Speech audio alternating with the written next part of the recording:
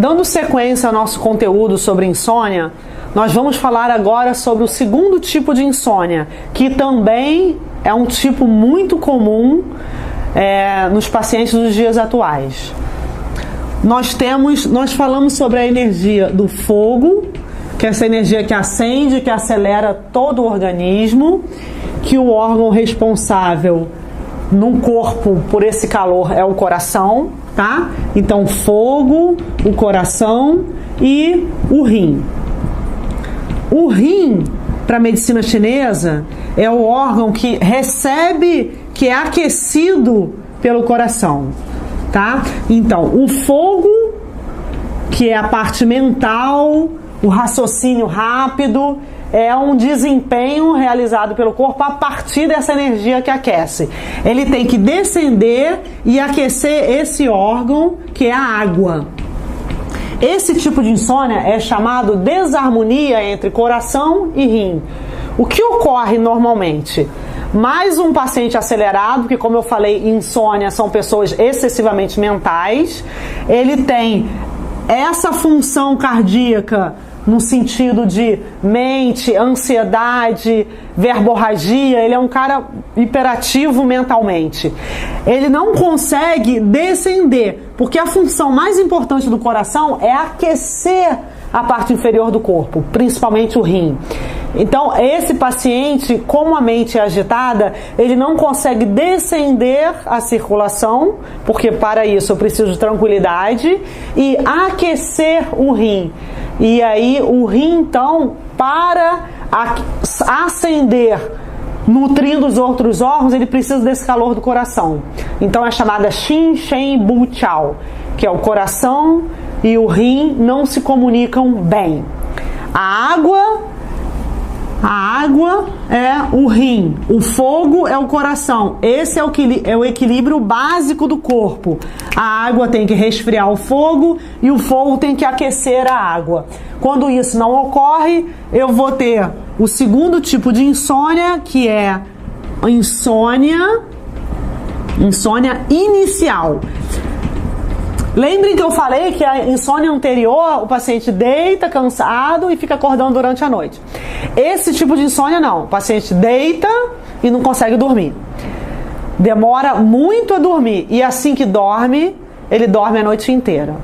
Tá, mas como a gente vai diferenciar o primeiro e o segundo tipo? O principal para a gente analisar e diferenciar, para ter um bom diagnóstico e, consequentemente, um bom tratamento, eu preciso verificar os sintomas que acompanham. Esse paciente aqui, ele tem dor lombar, tem memória mais fraca, tem problema ósseo, tudo que é ocasionado pela deficiência do elemento água, deficiência do rim, seja Qi, seja Yin do rim, seja Yang do rim, que são as três deficiências mais comuns. Eu vou ter que verificar, o paciente tem problema ósseo, alteração em memória, tem debilidade em joelho, dor, mesmo sem alteração óssea, dor lombar, cansaço na lombar, fraqueza de membro inferior, edema de membro inferior. Qualquer alteração significa que a energia do rim foi acometida. E alterações no alto, pressão alta, ansiedade, pensamento excessivo, pessoas excessivamente racionais e práticas. A primeira alteração que ocorrer, esse conjunto de sintomas que iniciarem primeiro, vai ser o responsável pela raiz da síndrome. Se eu tenho dor lombar há anos, o rim não acendeu para resfriar o coração. Mas o que é mais comum, o paciente é agitado há muito tempo, trabalha a mente de forma excessiva e o coração não teve capacidade de descender para aquecer o rim. Então houve essa desarmonia básica, que é chamada Xin Shen Bu Chao. Significa, é tão comum que o oriental fez uma frase para demonstrar que existe essa desarmonia, que é o Xin, representado pelo coração, Shen, que é o rim, Bu, não, Chao, se comunicam. Então, coração e rim não se comunicam. Mas lembrem que quando existe uma síndrome importante, já estabelecida, insônia é um dos sintomas, tá? Por isso, quando a gente trata o paciente, a gente trata o conjunto de sintomas. Isso é o mais rico da medicina chinesa.